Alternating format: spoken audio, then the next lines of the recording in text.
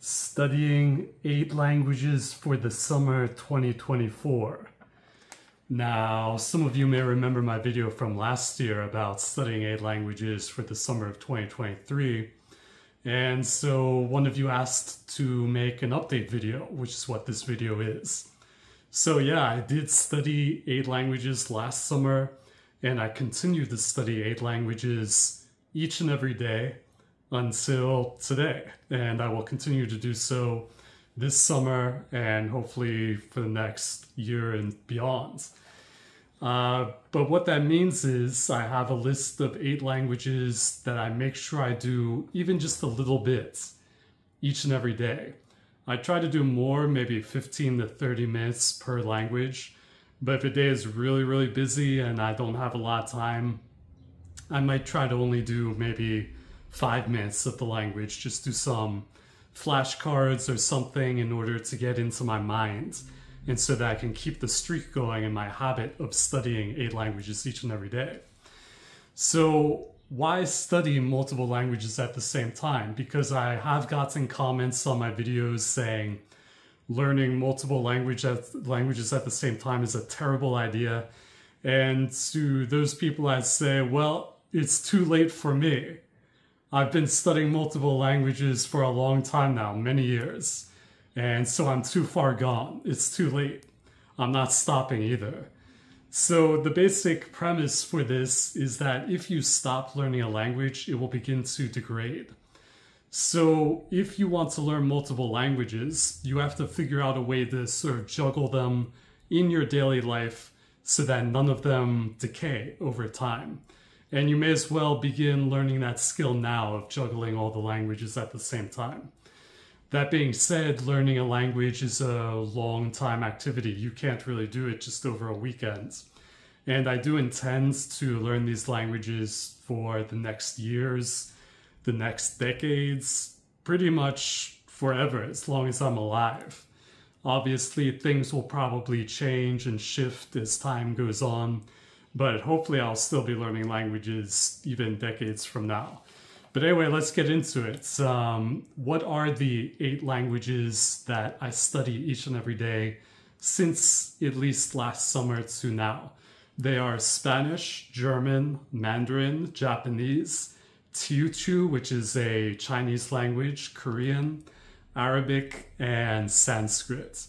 Now, there are a few other bonus languages which I don't include in the 8 count just because I study them maybe not every day, but maybe a few days a week. I'll talk about those at the end. So for Spanish, I was taking the Spanish class at the Language Academy, but I dropped it because they changed the time to 11 a.m. and 11 a.m. is a little bit too early for my taste. So I'm still waking up at that time. I decided to drop the class. That being said, I am still following along with the reading for the class, and I hope to rejoin when they change the time one day. But at the end of the class, when I was there, we were reading Sobre Héroes y Tumbas by Ernesto Sabato. And this is a long book. It's about 542 pages. And yeah, Spanish. Basically, we went through this, and I actually read through it pretty quickly. So I ended up reading the 3rd book in this trilogy, also by Ernesto Sabato, called Abaddon el Exterminador.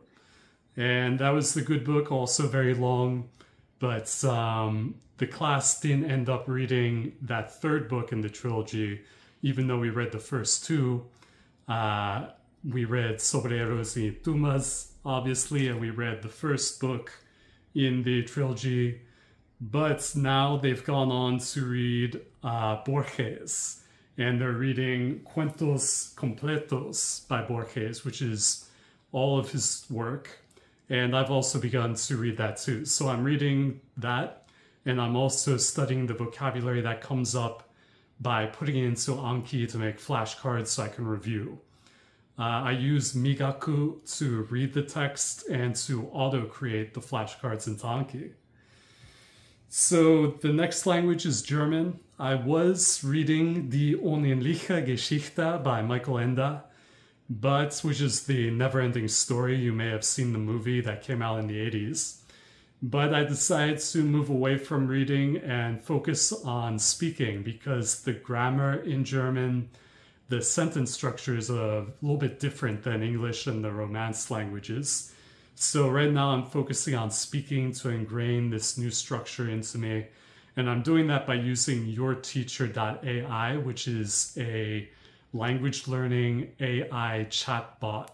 So basically you can speak into your phone or your computer, and then the AI will correct your speech and then continue the conversation in the foreign language. I highly recommend it if you want to get speaking practice in. If you're already at maybe an intermediate level, it's a great way to get speaking practice in. So Mandarin, sometimes I look at the Assamil, I listen to the Assamil audio when I'm driving. As you can see, this is the Assamil in French. And it looks like this. I'll just give you a peek. But yeah, it's in French, so I have to use my French ability. But that's okay. Usually, though, what I'm doing mostly is speaking with my conversation partners in Mandarin. So I have 2 or 3 Chinese conversation partners that I speak to each and every week. And I just go and I speak to them. I talk to them for an hour. Basically practice my speaking, get to know some new words, and have a good time just diving into the culture. I love being able to speak with native speakers in their language and really getting the full cultural experience.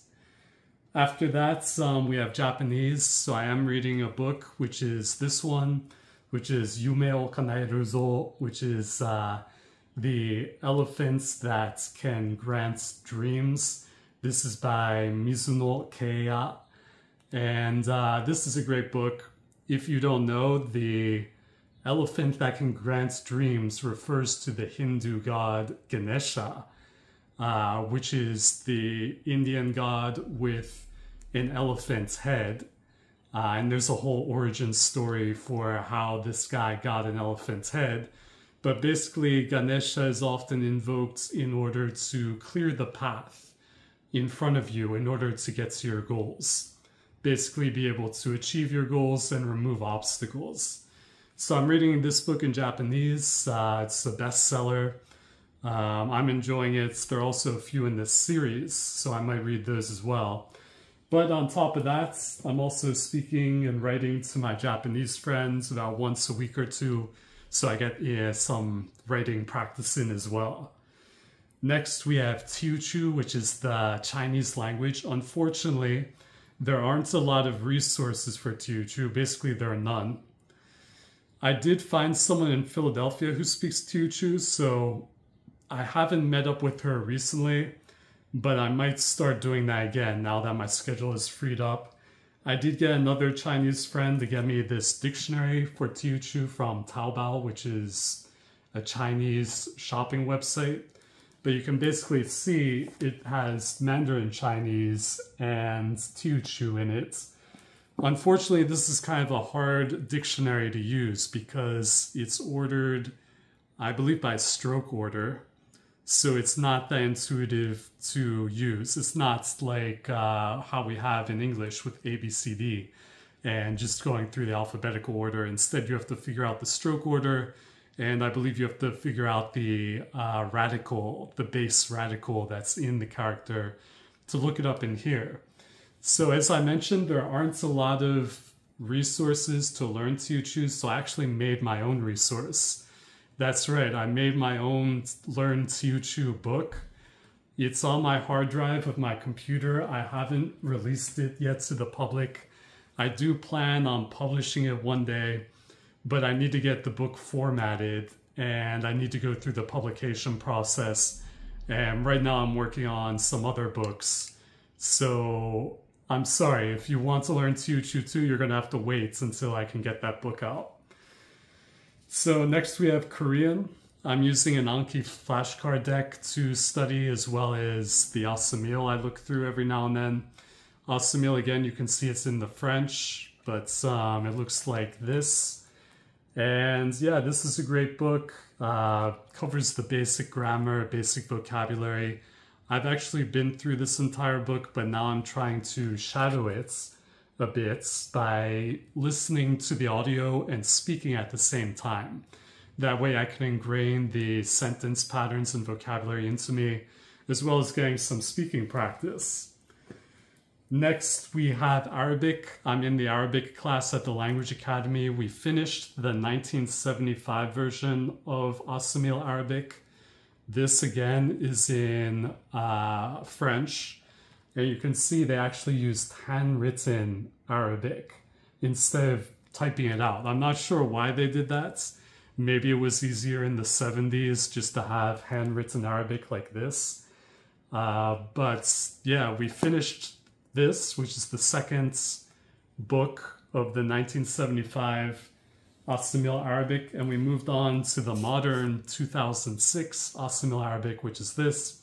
Again, it's also in French, but you can see this time it's typed out. So it's not handwritten, they actually typed it out. And this is a great book. We're on, I think, chapter 61 at the moment. But the other student in the class has gotten busy with work. If you're watching this, Blake, I hope you do come back to the class soon because we miss you. But because of that, the professor and I, we've just been going over a children's story called Layla and something. I forget the name. Besides that, we're also using the Modern Literary Arabic Reader, which is a great book. We're reading essays from that.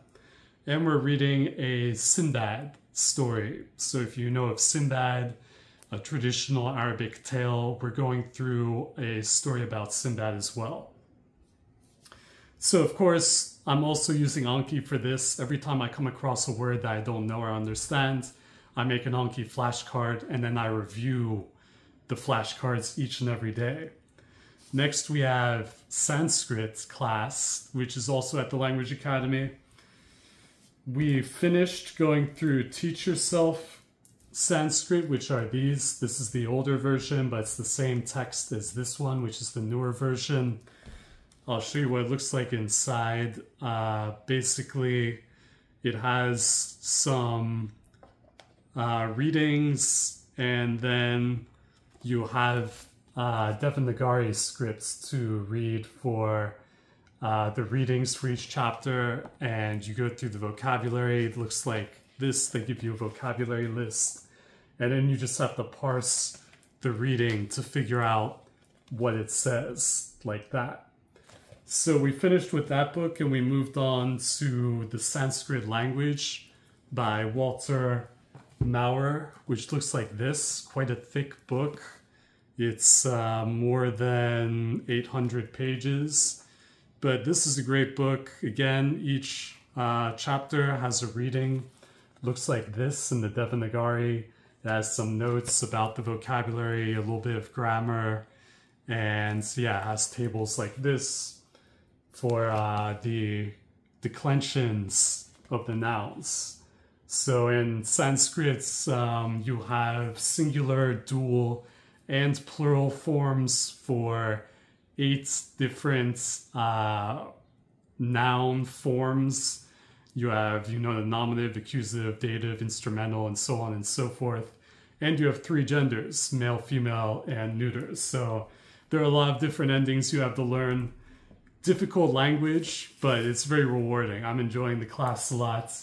And I also have some Anki flashcard decks where I took the vocabulary and sentences from these books, and I made the flashcards, which I review each and every day. So those are the 8 languages that I study every day without fail. And then there are a few other languages which I'm studying, which may not be every day. The first one is Swedish, and the reason for that is because I wrote this book. This is my book, Robertson B. Koons. My real name is Robertson. Robbie is just a nickname. And I wrote the comparative grammar of Swedish, Norwegian, and Danish. So this book was basically to show how these languages are similar and different. That way you can learn 3 languages at the same time from the Scandinavian language family. It's so great because in the back I have not only Swedish, Norwegian, and Danish, but I also have Faroese and Icelandic to compare to. So this is a fun book. If you have any interest in these languages, definitely get this book. I'll put a link to the Amazon page. But for that reason, I'm also practicing my Swedish, and I do plan on moving to Norwegian and Danish as well. I'm getting the speaking practice in through yourteacher.ai, which is what I use for German as well. I just spend 15 minutes speaking to the AI in Swedish, having it speak back to me in Swedish, and basically practicing Swedish that way. Next is French, which is, I'm reading a book called Les Particules Élémentaires, which is, in English, this book is called Atomized, I believe. It's by Houellebecq. And this is an interesting book. I've only just begun it, but I'm using it to improve my French and to make Anki flashcards to increase my vocabulary. I was in the French Academy class, but I dropped it because it also moved to 11 a.m. and it was too early for me.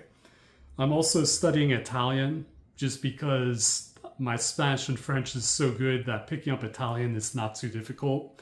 And the way I study Italian is I watch the podcast on YouTube called One More Time. Basically, I turn on the subtitles in Italian so that I can look at the Italian while I'm hearing it. And if I can do that, it's actually pretty easy to follow along and pick up new vocabulary and to understand what's going on. So I really enjoyed that podcast One More Time. I definitely recommend it if you're learning Italian. Last, I have Polish, which was just a language I decided to pick up a little bit of just because I have a Polish friend in the academy, as well as my real estate agent is Polish. So basically what I did was I have a Google Doc of a bunch of basic phrases that I want to learn in every language, and then I translated that into Polish, made flashcards in Anki, and now I'm studying the flashcards in order to be able to speak some basic Polish and have a basic conversation. So yeah, that's it.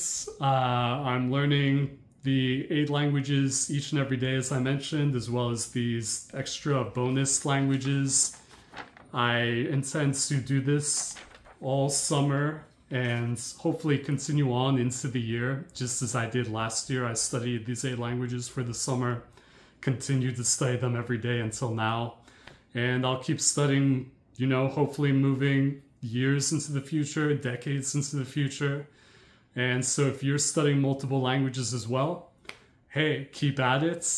I hope you have a good time studying this summer. I hope you make a ton of progress and keep it fun, keep it engaging, because that's what's going to keep you going in the process. It's a long, arduous process to learn a language. So you need to keep it as fun and engaging as possible in order to keep you moving forward.